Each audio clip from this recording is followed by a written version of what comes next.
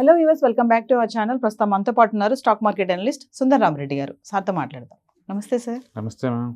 Sir, April 2025 తర్వాత డెప్ట్ mutual funds యొక్క tax ఎలా ఉండబోతుంది అంటే మీకు వేరే ఇన్కమ్ కనుక లేకుండా అచ్చం debt mutual funds main income లాగా ఉంటే కనుక మిగతా వాటికి వచ్చినట్టు బెనిఫిట్ దీనికి కూడా వస్తుందండి. అండ్ మామూలుగా అయితే 12 lakh వరకు ఇప్పుడు ఇండియాలో ట్యాక్స్ ఎగ్జామ్టెడ్. ఓకే, మీరు కనుక ఈ డెట్ మ్యూచువల్ ఫండ్స్లో కనుక లాస్ట్ ఇయర్కి అలా ఇన్వెస్ట్ చేశారనుకోండి, దాన్ని long term capital gain tax period దాటింది అనుకోండి, మీకు 12 lakh వచ్చింది అనుకోండి ఫర్ ఇన్కమ్. దీని మీద ఏంటంటే ఒరిజినల్గా అప్ టు 4 lakh వరకు ట్యాక్స్ లేవు ఇండియాలో. 4 lakh నుంచి 8 lakh వరకు 20,000 అమౌంట్, అండ్ 8 lakh నుంచి 12 lakh వరకు 40,000, మొత్తం మీద 60,000 కట్టాలి. కానీ స్టాండర్డ్ డిడక్షన్ అప్లై చేసుకోవచ్చు కాబట్టి ఇక్కడ కూడా సెక్షన్ 87A ప్రకారం ఏంటంటే 60,000 నీకు డిడక్షన్ వస్తుంది. వచ్చినప్పుడు నెట్ ఈజ్ ఈక్వల్ టు 0 అనమాట. అందుకని అప్ టు 12 lakhs వరకు కూడా ఈ డెట్ మ్యూచువల్ ఫండ్స్ ద్వారా వస్తే వాటి మీద ట్యాక్స్ లేవు, ఇన్కమ్ ట్యాక్స్ లేవు. ఓకే, ఇది ఎఫెక్టివ్ ఫ్రమ్ నెక్స్ట్ 25 తర్వాత అనమాట, 25 ఏప్రిల్ తర్వాత.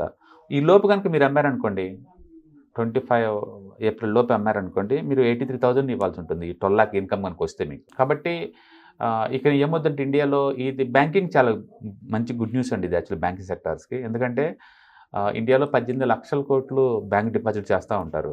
వాళ్ళందరికీ టీడీఎస్ కట్ అవుతూ ఉంటుంది, అంటే ట్యాక్స్ కింద కూడా ఇంత కట్ అవుతూ ఉంటుంది. అందుకని ఇంత ముందుతో పోల్చుకుంటే ఇప్పుడు కఠిన తక్కువ కాబట్టి అంటే ఎక్కువ అట్రాక్టివ్గా ఉంటాయి అన్నమాట బ్యాంక్ డిపాజిట్స్.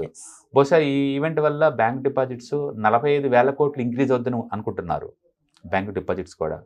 కాబట్టి అటు బ్యాంకర్స్కి లాభం, ఇటు ఇండస్ట్రీకి లాభం, అండ్ పబ్లిక్ కూడా లాభం అనమాట. మొత్తానికి రీసెంట్ బడ్జెట్లో ఈ 12 లక్షల వరకు ఏదైతే ఉందో దానివల్ల ఏంటంటే టోటల్ ఎకానమీ కూడా ఎంతకంత పెరిగే ఛాన్స్ ఉంది. మనీ లిక్విడిటీ పర్టికులర్గా కన్జంప్షన్ థీమ్ బాగా మూవ్ అయ్యే ఛాన్స్ ఉందన్నమాట దీనివల్ల. ఎందుకంటే డబ్బంటూ మిగిలితే సపోజ్ మీకు ఒక శాలరీ, ఒక 12 లక్షల శాలరీ ఉందనుకోండి, మీకు ఇప్పుడు మంత్లీ ఒక 9,000 వచ్చినట్టే. మీ శాలరీ కనుక 12 లక్షలు కనుక అయితే ఇంతకుముందులాగా ఇప్పుడు ట్యాక్స్ కట్టే పని లేదు కాబట్టి మంత్లీ 9,000 మిగులుతున్నట్లు లెక్క నీకు. ఆ 9,000 తోటి మీరు ఏం చేస్తారు, ఒకటి మీకు ఇంట్రెస్ట్ ఉందంటే మ్యూచువల్ ఫండ్లో రిడక్షన్ పెట్టుకుంటారు ఎక్స్ట్రా, లేదు అనుకుంటే ఏదన్నా కొని ఈఎంఐలు పెట్టుకుంటూ ఉంటారు. ఈఎంఐల ద్వారా వయా విత్ కన్జంప్షన్ పెరిగిద్ది, గవర్నమెంట్కి జిఎస్టీలు వస్తుంటే మీరు సేవింగ్ చేసినా సరే దానివల్ల ఎకానమీ ఇంప్రూవ్ అవుతుంది ఎంతకంత. Either way it is good అనమాట. అందుకని ఈ ట్యాక్స్ సేవింగ్ ద్వారా గవర్నమెంట్ వాళ్ళు 1 lakh crore ఎక్స్పెక్ట్ చేస్తున్నారు, పబ్లిక్ మిగిలేది. ఆ 1 lakh crore వల్ల మల్టిపుల్ ఎఫెక్ట్ ద్వారా ఏంటంటే అందరికీ బెనిఫిట్ వస్తుంది. అండ్ ఇప్పటిదాకా ఏంటంటే చాలామంది గవర్నమెంట్కి తెలియకుండా బ్యాంక్ అకౌంట్లో కానీ, క్యాష్ రూపంలో కానీ, లేదా చిట్టి ఫైనాన్స్ ఇలాంటి వేసుకుంటూ ఉంటారు కదా. ఇప్పుడు లీగల్గానే 12 లక్షల వరకు సంపాదించుకోవచ్చు కాబట్టి ప్రతి ఒక్కళ్ళు ఇప్పుడు అందరూ ఓపెన్ అవుతారు. ఓపెన్ అయ్యి బ్యాంకులో వాళ్ళు బ్యాంక్ డిపాజిట్లు లేదా మ్యూచువల్ ఫండ్స్లో కానీ పెట్టుకుంటారు. ఈచ్ పర్సన్ మీద 12 లక్షల వరకు క్యాష్ ఉంచేలా చూసుకుంటారనమాట. అందుకని మోర్ మనీ ఫ్లో అవుతుంది బ్యాంకులోకి, ఇంకా మోర్ మనీ ఫ్లో అవుతుంది, మోర్ మనీ స్ట్రీమ్లోకి వస్తుంది, మెయిన్ స్ట్రీమ్లోకి వచ్చింది. ఇప్పటివరకు ఇండియాలో అందరూ గోల్డ్ లేదా రియల్ ఎస్టేట్ ఇవే ఫోకస్ చేస్తారు. ఎందుకు అంత అట్రాక్టివ్ అంటే బికాజ్ ఆఫ్ ట్యాక్సేషన్ అంతే. అదే లీగలైజ్గా ఉందనుకోండి, అవి కూడా మనీ చాలా పెద్ద అమౌంట్ స్టాక్ మార్కెట్లోకి వచ్చేస్తుంది అనమాట, డెట్ ఫండ్స్లోకి వచ్చేస్తుంది చాలా మనీ కూడా. ఇప్పుడు ఇది కొంచెం అట్రాక్ట్ అయింది 12 lakh వరకు మినహాంపు ఉంటుంది. అందుకని ఎక్కువ మంది పబ్లిక్ పర్టికులర్గా డెట్ మ్యూచువల్ ఫండ్స్ మూవ్ చేసే ఛాన్స్ ఎక్కువ ఉంది, ఎందుకంటే స్టేబిలిటీస్ వస్తాయి కదా అది. So definitely it's good thing అనమాట. ఈ ఎవరైతే ఈ డెప్ట్ మ్యూచువల్ ఫండ్స్ ఇన్వెస్టర్స్ ఉన్నారో సార్, వాళ్ళకి ఎలాంటి బెనిఫిట్స్ చేకూరుతాయంటే అది ₹1,00,000 వాళ్ళు కూడా మిగులుతున్నాయి కదా వేరే వాళ్ళగానే. ఇంత ముందు పోల్చుకుంటే వీళ్ళు ₹1,00,000 దాకా కట్టాలి. ఇంతకుముందు టీడీఎస్ ₹5,000 కట్ అయ్యేది కదా, ఇప్పుడు ఆ కటింగ్ కూడా ఆపేశారు కాబట్టి లాంగ్ టర్మ్లో ఇది అట్రాక్టివ్ టైర్ అవుతాయి, ఎక్కువ మంది ఇన్వెస్ట్ చేసే ఛాన్స్ ఎక్కువ ఉంటుంది. డెఫినెట్గా ఇట్స్ గుడ్ అనమాట. కాబట్టి రిటైర్మెంట్ దగ్గరలో ఉన్న నాకు వెల్త్ ప్రొటెక్షన్ కావాలి అనుకున్నారనుకోండి, debt mutual funds so good అనమాట. ఎందుకంటే అవి కన్జర్వేటివ్ ఇన్వెస్ట్లు బాగా సూట్ అవుతాయి, అండ్ మార్కెట్లో ఉన్న వాలటిలిటీ దీనికి ఏముండవు, అండ్ స్టేబుల్ రిటర్న్స్ వస్తూ ఉంటాయి. కాబట్టి వెల్త్ ప్రొటెక్షన్ అవ్వాలి అనుకున్న వాళ్ళకి డెట్ మ్యూచువల్ ఫండ్ చాలా అట్రాక్టివ్గా ఉంటాయి. ఇప్పుడు మోర్ అట్రాక్టివ్గా టైర్ అయినాయి ఆఫ్టర్ 25 ఏప్రిల్ తర్వాత అనమాట. అంటే మీకు ఏ ఇన్కమ్ లేదు ఫర్దర్ ఇదే ఇన్కమ్ అనుకుంటే కనుక ఒక ₹1,00,00,000 అట్లా బ్యాంక్ డిపాజిట్ చేసినా లేదా డెట్ మ్యూచువల్ ఫండ్స్ కొన్నారనుకోండి, మీకు ఇయర్లీ యావరేజ్ మీద ఒక 90,000 1 lakh పెట్టారనుకోండి, వాటికి ట్యాక్స్ కట్టే పని లేదు, ఇంకా ట్యాక్స్ పెట్టలేదు. కాబట్టి అంటే విత్డ్రాల్ చేయకుండా long term capital gain tax దాటిన తర్వాత తీసుకున్నారనుకోండి, మీకు అది ఎగ్జంప్షన్ వచ్చేస్తుంది. అంటే ఇందులో ఇన్వెస్ట్మెంట్ చేయడం వల్ల రిటర్న్స్ బాగుంటాయి అంటారు. రిటర్న్స్ బాగా ఉంటాయనే బదులు క్యాపిటల్ ప్రొడక్షన్ ఉంటుంది అంతే. రిటర్న్స్ 7 to 8% కన్నా ఎక్కువ రావు, డెట్ ఫండ్స్ కదా, క్యాపిటల్ గ్యారంటీ ఫండ్స్ అంతే. అండ్ ఈక్విటీలో అయితే వాలటిలిటీ ఎక్కువ ఉంటుంది, బట్ ఆ ఏజ్కి అది సూటబుల్ కాదు. మన యంగ్లో ఉన్నాం అనుకోండి, వెల్త్ క్రియేషన్ మీద ఫోకస్ చేయాలి, ఈక్విటీలో వాలటిలిటీ టాలరేట్ చేయొచ్చు. అదే ఫ్యామిలీ డిపెండెంట్ ఉందనుకోండి, అంత రిస్క్ తీసుకోకూడదు. So wealth maintenance important. అప్పుడు debt plus equity plus gold plus real estate ఇవన్నిట్లో కంబైన్ చేసి పెట్టాలి.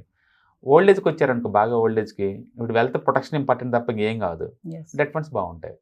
అందుకని ఇంత ముందులాగా ఇల్లు రెంటల్ మీద లేకపోతే రియల్ ఎస్టేట్ వాటి మీద డిపెండ్ అయ్యే బదులు డబ్బున్న వాళ్ళందరూ డెట్ మ్యూచువల్ ఫండ్స్ లేకపోతే debt bank deposits, government securities ఏదో ఒకటి డెట్ ఫండ్స్లో పెట్టడం ద్వారా ఏంటంటే ఒక స్టేబుల్ రిటర్న్స్ వస్తాయి, కన్సిస్టెన్సీగా స్టేబుల్ రిటర్న్స్ వస్తాయి అనమాట. ఇది బెస్ట్ అప్రోచ్ యాక్చువల్గా. ఇంతకుముందు ఏంటంటే 6-7 లక్షల వరకే కదా, సరిపోయి కాదు. ఓల్డ్ ఏజ్ వాళ్ళకి ఏం సరిపోతుంది 6-7 లక్షల ప్రయాణం, ఏదైనా హెల్త్ ఇష్యూ వస్తే బోల్డ్ అంత అవుతాయి కదా. సో ఇప్పుడు బాగుంది, స్ట్రక్చర్ ఇప్పుడు నీట్గా తయారవుతుంది. సో ఇండియాలో నాకు తెలిసి ఈ ఇన్కమ్ ట్యాక్స్ 12 lakh రావడం వల్ల దీని ద్వారా వచ్చే రిపుల్ ఎఫెక్ట్ చాలా స్ట్రాంగ్గా ఉంటాయి ఎకానమీలో. కన్జంప్షన్ పెరగబోతుంది, జీడిపి గ్రోత్ 1-2% పెరగబోతుంది, అండ్ ట్యాక్సిబుల్ ఇన్కమ్ గవర్నమెంట్కి ఇదవుతుంది. ప్లస్ పబ్లిక్ కూడా లేదు, ఐటీ ఫైలింగ్ అప్పుడు అందరు ఇంతకుముందు 4-5 lakhs కన్నా ఎక్కువ చేయొద్దు అంటారు, ఇప్పుడు అందరు 12 lakh దాకా చేయమంటారు.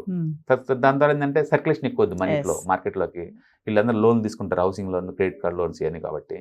కాబట్టి ఓవరాల్ ధర ఎకానమీ అంతా ఇంప్రూవ్ అవుద్ది అనమాట, లేదా అట్లీస్ట్ అయినట్టు కనపడుతుంది.